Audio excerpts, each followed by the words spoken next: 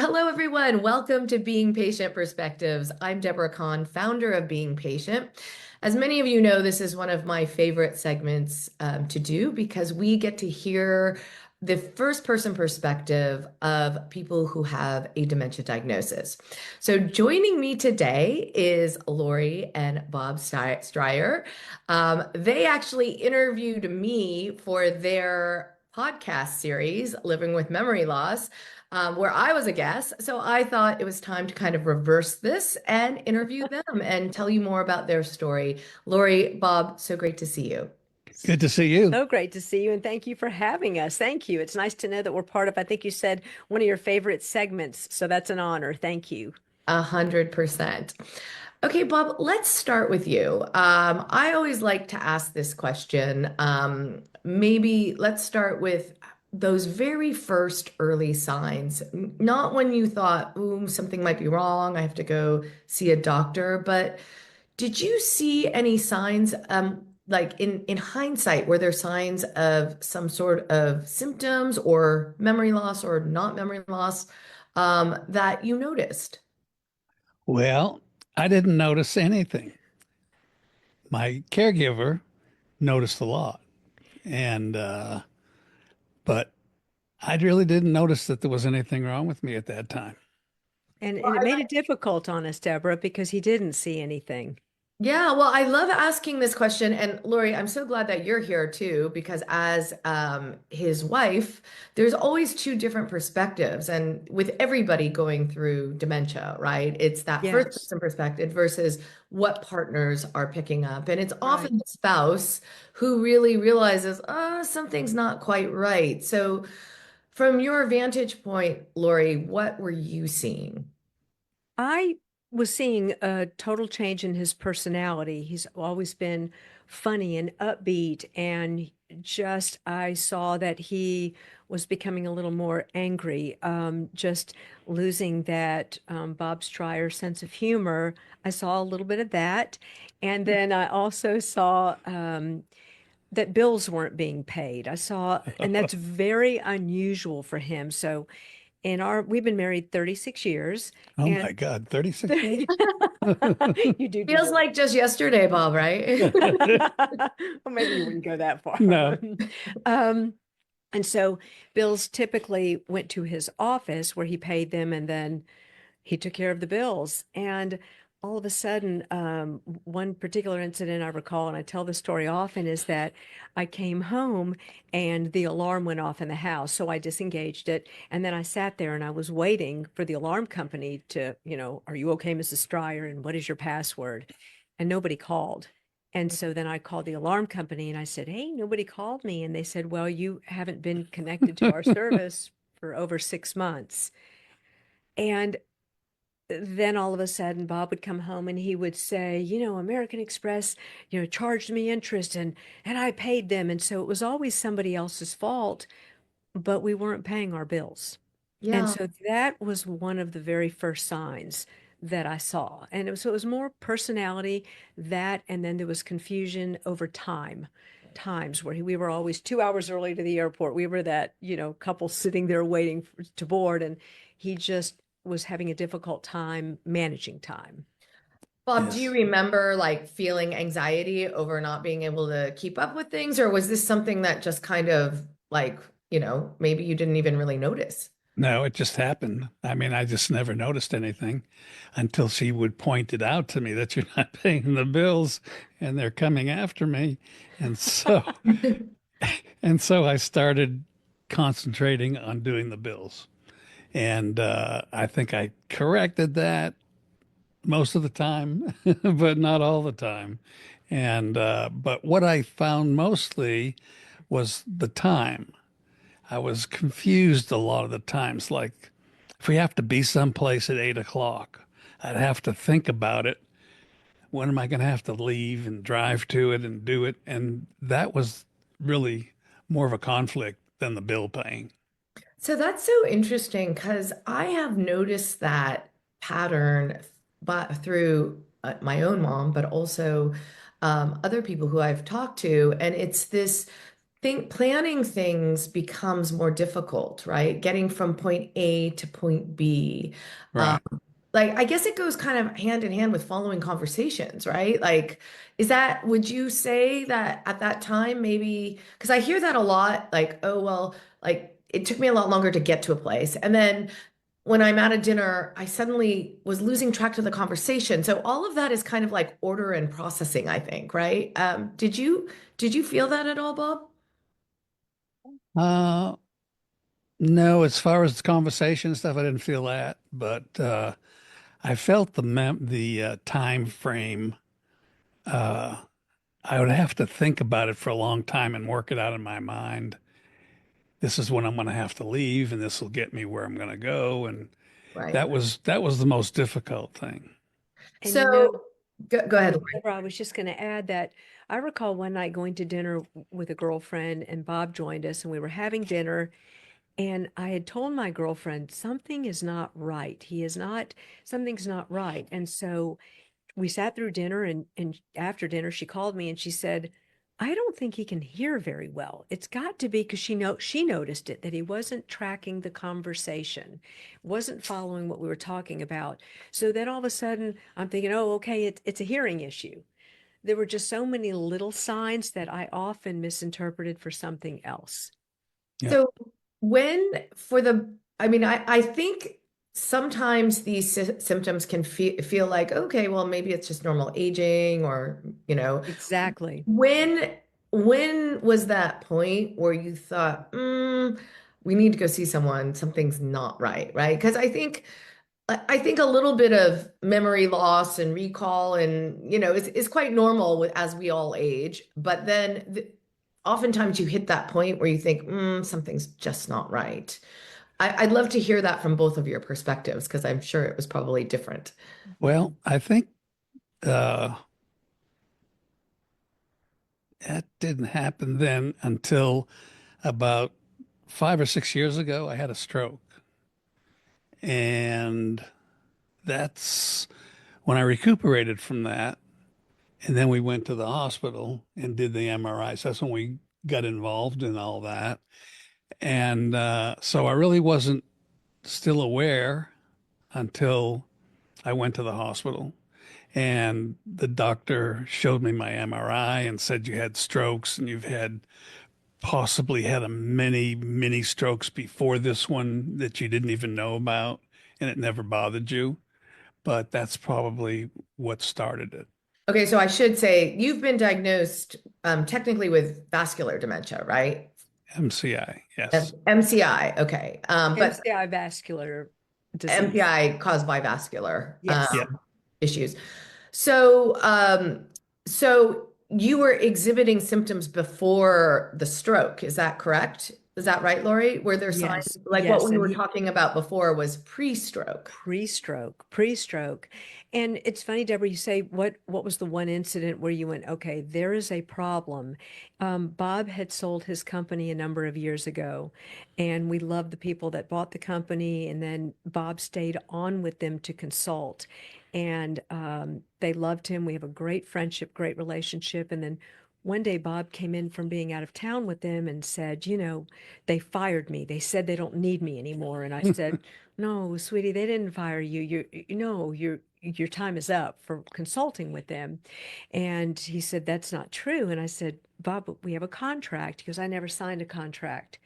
And this was so unlike him because he was so great in business and so organized. And I said, we did. There's a contract, and you've committed to staying with the company for 3 years. They actually extended it a year. Your time is up. You're not being fired. I never signed a contract. So I went into a cabinet in our home, and I pulled out the contract and I put it on the counter, and I said, "There's the contract." Must have been counterfeit. And so You he made it said, up. "Yeah." He said, so it was always, he was like, "I don't recall signing that." And you literally have, I do love the term gaslighting, because you think to yourself, am I going crazy? And so I did that for so many years. And so many years, Deborah, I blamed it on our age difference. We have a 24-year age difference. So I went through a stage where I was thinking, okay, well, this just happens with someone getting older, and this is typical, or his personality has changed. So I went through several years of that. And I think it's important that other women know that, men and women who have a loved one who's exhibiting personality change or things that are so out of their character that it may be attributed to a memory loss diagnosis, a form of dementia. And so that was for me. And he would not go to a doctor. I would say, Bob, something is wrong. Nothing's wrong. And I could not get him, he's stubborn. I couldn't get him to a doctor. He would not go. And go ahead, I'm sorry. No, no, no, no. I think this is really what I was going to ask from Bob's perspective. Do you remember feeling angry or getting these bouts of anger that were uncharacteristic of your personality? I can't. I don't think so. I can't. So Lori, when you were saying what you were saying about Bob's personality and everything, so when the stroke came, tell me a little bit about that. I mean, that must have been really scary. I was relieved. I know it sounds crazy, Deborah, but it just finally, I know it's so weird to say, but it allowed us to go to the hospital, get a diagnosis, get an MRI, and see if in fact there was a problem, and there was. So yes, it was very scary, but it gave me confirmation of what I thought was going on. So I was home, thank goodness, when he had the stroke, and I can talk about that forever, but Was boy, I that, learned a tell lot. tell me a little bit about that because I think this is important. I mean that I do too. That I there can are, remember. you can remember. Yes. Tell me Or what do you you remember, or do Bob. you remember what I've told you? Well, we were sitting around the kitchen table having dinner, and she just looked at me and she said, "Give me a sentence." And I said, "A sentence of what?" She said, "Sentence of what you see." And I go, "That's ridiculous." And she says, "Give me a sentence." And I couldn't do that. I couldn't give her a sentence. And this is when I was going through the stroke. And, right? It would, Yeah. a couple details are different, but Yeah. And I couldn't, yeah. I think it was early morning. And so I know when folks are likely to have a stroke. And so it was early morning, and I brought us home something shameless promotion here from McDonald's, some McMuffins. And we were sitting at the countertop, and he was hardly saying anything, not speaking at all. And I said, "What is happening here? Why aren't you saying anything?" And he just shrugged, I have nothing and to say. he just didn't say anything. And there was just something in me, Deborah, that just said something was wrong. And I said, "Bob, what do you see in the kitchen? Describe what you're seeing." And he was very adamant and said, "Why?" And for one word replies. And I said, "I need you to describe what you're seeing in the kitchen. I'm looking at counters. I'm looking at cabinets. I see a faucet." And he said he could barely get the word counter out and cabinet. And I said, "What else do you see?" Because I see a refrigerator and a sink. And he could not tell me. And so I thought he's having a stroke. And so I did what you're never supposed to do. And I threw him in the car and I rushed him to the hospital. And you're not supposed to do that. You're supposed to call 911, right? You're supposed to call. Yeah, 911. I've learned. So, and so that's, I would just tell anybody if you see signs of that, he couldn't find his words. I didn't see anything drooping. I didn't see any kind of paralysis, but he couldn't form a sentence. So no, And I remember every bit of that. Yeah. Oh. So, okay, so we're at this time, you're in the hospital, you have a stroke. The doctors say, we've confirmed you have a stroke. We're also seeing on the imaging possible little strokes prior to this. Is that what they told you? well, Yes. I had asked, I went to the doctor and I said, "I know you're about to do this MRI. Will it show previous damage if there's something that happened beforehand?" Because, and then I explained to them what I had exhibited, what I had seen, and they said it should show it, and it did. So it was just for me, when I said earlier that it was a tremendous relief to me, it just sort of validated everything I had seen. So yes, they were able to see the previous damage and then the damage, of course, what The this new, stroke did. right, The the new stroke. one did. So, Bob, how did you feel at that? I mean, Lori says it was a little bit of a relief. I get that, okay, there is something wrong. Now we can deal with it, right? Like, Yes. we need to know what the equation and what we're dealing with. How did you feel about, and tell me a little bit, Bob, about your diagnosis when the doctors communicated this to you, MCI caused by stroke. Uh, what was going through your mind?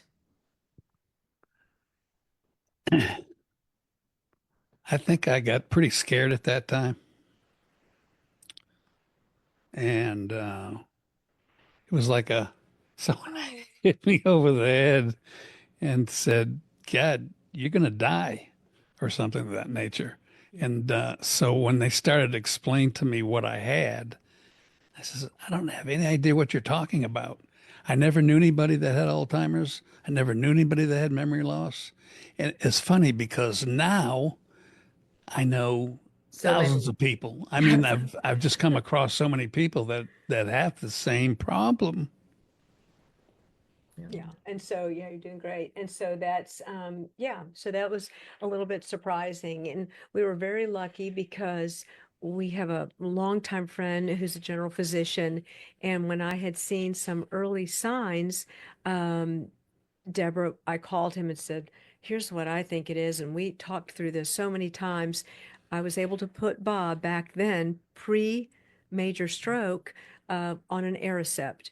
And I am so grateful to that physician and that we did that. So Don't even ask me you how I talked him into taking it, because that was a whole thing in itself. so But he you did. put him so he Bob was taking Aricept pre-stroke. He was Interesting. Pre-stroke. pre-stroke, sweetie. Pre-stroke. So, and why are you saying that you're glad you did that? Like, tell me a little I bit feel what you like know now. maybe, Deborah, I don't know, and I know that, and you know so much more about this, but I'm thinking it maybe staved it off a bit, that had he not been on something previously, that maybe we wouldn't be where we are now. Mhm. And so I don't know, but I just feel like we did something. I just did not know what to do. I just knew I had to take some sort of action. Okay, so one thing that makes your story so special and amazing is, I mean, Thank you. obviously, Lori, you're the CEO of River Media, and so you have a media company, but what you've done is you've used media to really communicate, kind of like what Being Patient is doing, but on a Yes, different scale, right? you're amazing. uh, Yes. um, uh, Communicate to people about what memory loss is. And what's special about your program is that three out of the four hosts have a dementia diagnosis, right? So, Yep. Yes. and we're talking to all of them. We talked to one of your colleagues, and I love Goodness. that. I love Thank that you. because it kind of encompasses what so many people are going through. And in the past, it had been something you hide, but it can't be something you hide anymore because so many Absolutely people are not. going through this, right? So, Yep. Yes. I don't know anybody that isn't affected. I mean, I rarely meet somebody that doesn't have it either in their family or who has a friend. Yes, you're exactly right. wait, so I want to hear what went on behind the scenes to come up with this program. Tell me a little bit about how you thought to do this and how you put it together, and tell me. I had joined a support group, and and it was one of the best things I did when Bob was diagnosed. I went to a wonderful psychiatrist, and she could not have been, she was fabulous, but I still needed to talk to people who were in my situations, similar, who were caregivers. And so I joined the support group, and I would come home and I would tell Bob, wow, this is so great. I'm learning so much. And then my colleague, David Bollinger, he has who also helps produce the podcast with us. His aunt has a diagnosis, and we would all talk about how we need to educate people. We need to get the word out there. And then it was really Bob's idea. You want to talk about that, Bob? Yeah. I said, we ought to do a podcast and bring people on that have the problem. I don't want to hear from just doctors. I want to hear from the people that have the problem. And let's call it living our best with memory loss. And that's what we're doing. And I had said to you, I said, What do you know about podcasts?" And Absolutely nothing. I've never listened to one in my entire life Well, there you until we go. started this one. And we started from scratch, right? yes. And we did a lot of research and did a lot of reading on it. And we said, let's just go for it. And we did. And now we're into our going on our third year. We've had 25 people on, doctors and lawyers Deborah, so many great and folks. you and everybody. And we now have 2,400 subscribers to the podcast. So it's growing every week. Why, I don't know. But Uh, I think it's a good thing because the more people that I see that have even worse afflictions than I have, and I think something needs to be done, and people need to learn exactly what it is. So that's exactly what we're doing is just letting people know.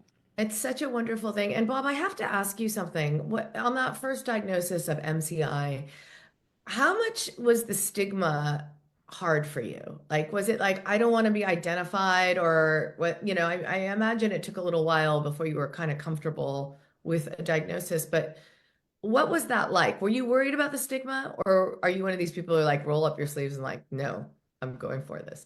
No, it was difficult. Uh, the whole when that doctor was telling me what I had, that was the hardest part. And but the more people that I've met, You're doing great. Yep. Yep. We're informing people. Yep. And so that's why we wanted to do it. So it's a great thing. Yep. So now you wanted to better inform people. yep, And I think it was important that we had people on our podcast, Deborah, our host, to show that we are living our best with memory loss. That it's not a it's yes it's a tough diagnosis to hear and to live with, but you can have a great life, and we are living our best, and you're living your best. And we're very fortunate to meet Sue Ann Cobb, and she has MCI, brought on by multiple sclerosis, and she's one of our hosts. And then, of course, Dennis Lowe, who has early onset Alzheimer's, and he's terrific. And we wanted the podcast to be authentic. So if, for instance, Bob starts something out and he can't remember what it is, then we put that on the podcast, Deborah. We're not hiding behind a diagnosis. yep. If Dennis, who suffers from aphasia, if he can't find his words, we just patiently wait until he finds them. And sometimes if he doesn't, then we help him along. But we wanted to be as authentic as possible. And that was also the intent behind the podcast. And I think that's so important too. Yeah. And The like nobody is perfect in a way, right? And so if it takes you no, more time to answer, so what? That's part of absolutely. it, right? And I think people can relate to that too. And Oh, we totally. have the ability, I'm very fortunate. My business partner, Dee Haslam, and I have had this company, River Media, for 25 years now. And we have the ability to edit, and we have all the fancy cameras and the microphones and everything, but we don't want to edit this. This is something that we want people to see what the diagnosis is, and that these people, Bob and Dennis and Sue Ann, are functioning and they're having a great life. And their intent is to get the message out there that others can too. Well, the thing that I've found that most people who are first diagnosed, they do hide it. They're Mhm. embarrassed about it and they don't talk about it. And we're trying to change that. Yeah, Yeah. it's great. And It is, it's so important. I mean, I go back to when my mom was first diagnosed and, she was really like, don't tell anyone, don't tell anyone. But I'm like, but it's okay. Because absolutely. I think especially like when you're first diagnosed, it's so important to put yourself out there because it's it's not a death sentence. It's managing a Mhm. new way of living, right? And Right. living a new way. And on a lot of times we have so many stories of people like yourself. This podcast would never exist unless you had your diagnosis. Think That's about what right. impact it's having. I mean, that's huge. Yes. You could have You're sat at home, Bob, and said, this is awful. I have a diagnosis. I'm going to sit at, but you didn't. And so the impact, the network impact of that is vast and great. And it's wonderful what you're doing. Well, you talk about someone who's, living his best. Dennis can't drive a car and he won't get in a car, but he has a motorcycle We interviewed him last week and I was like, what? That's amazing. yeah. and he drives here every week Yeah. and he drives all over the country and Well, he does all kinds of, I mean, he has other friends that he drives used that to, he, yeah, he still does. yeah. And He was amazing too. And we interviewed him last week, but one of the best things I loved about him, I loved the motorcycle, but I also loved when he describes his personality change, he's like, I was not a very nice person. I love And when then he I says became this that. really nice person. I was like, you don't usually hear it that way at all. I, I Oh, we didn't know him when he was Not a nice crazy and person. bad. We only know him now that he's nice. So it's nice. And we've Yeah. met the best people. And you know what, Deborah, I just have to go back to the podcast because when I reached out to you and you said yes, that you would be our guest because, like you're the OG here. You're the one, I mean, with beingpatient.com, we would read your articles. And it was actually Bob who introduced, I mean, he said, Laura, you need to read this. And it was Being Patient and beingpatient.com. And I was like, oh, okay, I'm going to reach out to her. She'll never do this. And then you said yes. And what I have found is that you have said yes, and folks like Teepa Snow and Adria Thompson, and there are so many people who are in this group that have said yes, and it just goes to show their passion, their commitment.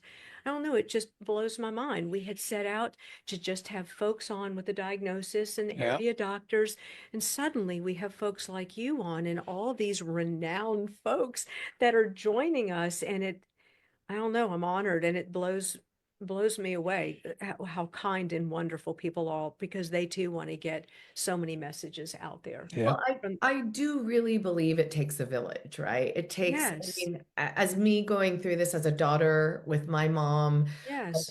I think about what helped me along the way. And it wasn't hiding it and getting depressed and staying at home alone. It was talking to other people, right? It really Absolutely. helped me navigate. Yes. So I want to know a little bit about Bob. How have you changed? I mean, obviously the podcast is a big change in, what you do. But has anything changed in your lifestyle since you've gotten a diagnosis, or your outlook for that matter? Well, I don't have any problem with bills anymore. Someone else does them, or It doesn't mean you don't have to pay. Exactly. Paying them, but you could cough up some dough here and there, just so you know. Well, as long as I get my allowance, I Okay. can do that. But yeah, no, it's and as far as time goes, that has gotten better. I mean, I can deal with it. I'm not worried about it. So if I'm not worried about it, it works for me. Because we have systems set up, Deborah, that we've got Alexis, we've got Siri, we've got all these our devices, and then he's got me calling him when he remembers to have his phone with him and reminding him. But as far as like what else, like what you've done in life that health wise. Well, and Lori has actually, I said, I got to have some purpose. I think that's a big thing with anybody. You got when, especially when you're retired. Mhm. People that retire, whether they have a memory loss or not, they need to have an activity. And I said, I need to be involved with something. She says, well, there's a lot of other charities out there you can do work for, or you can come work for me. And I says, well, I'm not sure how that would work, but I come in like once every week and I look at video that she has done and has come in from all these people that have taken it, Television shows that were television shows, and I get to write out what was good with it and what was bad with it, and what the problem is with it, or there's no problem at all. It's good, and so that's the thing that I'm doing now. So that gives me purpose, as well as the podcast, and like I enjoy fishing, I enjoy boating, We enjoy those things. You And walk every day. I think diet and exercise. yeah, I is walk so- every morning and I work out every day if I don't walk, if the weather's bad. I think that's real important to keep your health up.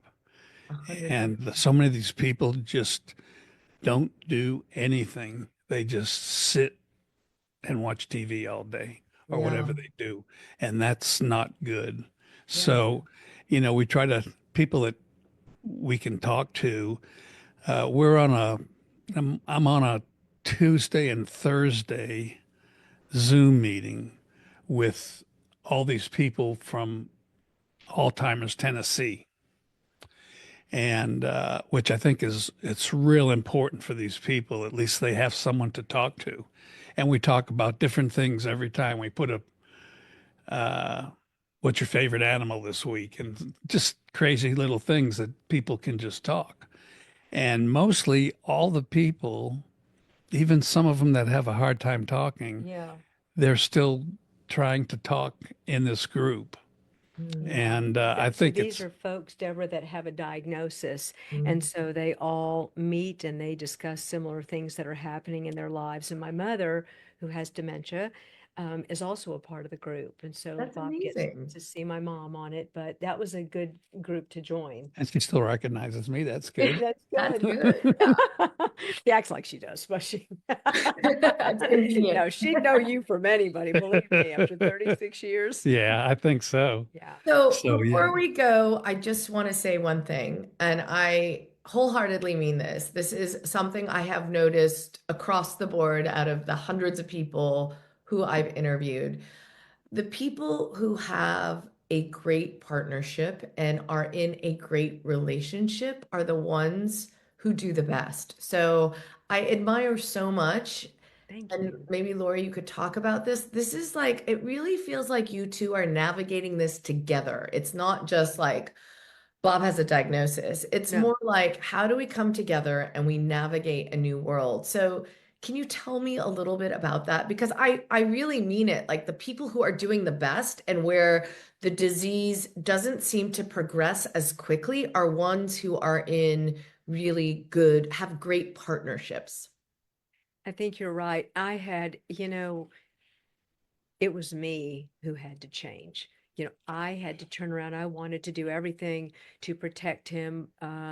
I took away when he talks about purpose, he's referring to me because he would say, I'm going to go cover the girl. No, I did that for you because I'm so afraid that he's going to trip, that something's going to happen.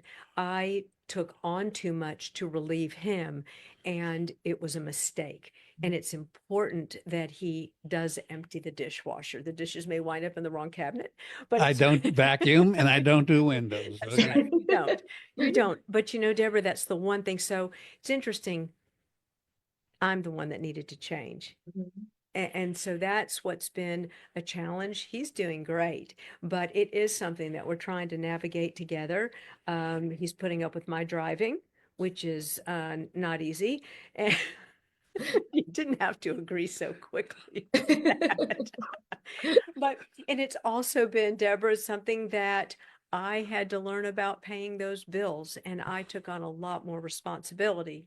And I could talk about it, like I said, all day long. What I would advise other people to do is to start that partnership earlier on, learn those responsibilities, because it's just difficult when you're doing it on the back end. And Yeah. so I'm kind of catching up here just a little bit. He's great. He's just loving life and having a great time.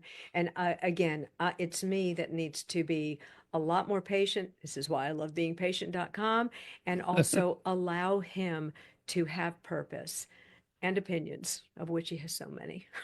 Well, I love that. And I think, that like seeing you two together makes it seem like it just seems like a blissful Thank you. experience rather than a depressing one, right? And I Oh, think I yeah. admire that so much. Let's Humor. give your podcast a plug though. How do people like tell, living our best with memory loss? How Mhm. do they access it and what time? And tell us a little bit about that. I want to give you guys a plug. Thank you so much. Do you want to do that, Bob? Or I can do it to start with. livingourbest.org is our website. And everything is listed on our website. Every show that we do is on there, and it lists who was on it and then gives all the information about it. And so that's the easiest way to do it.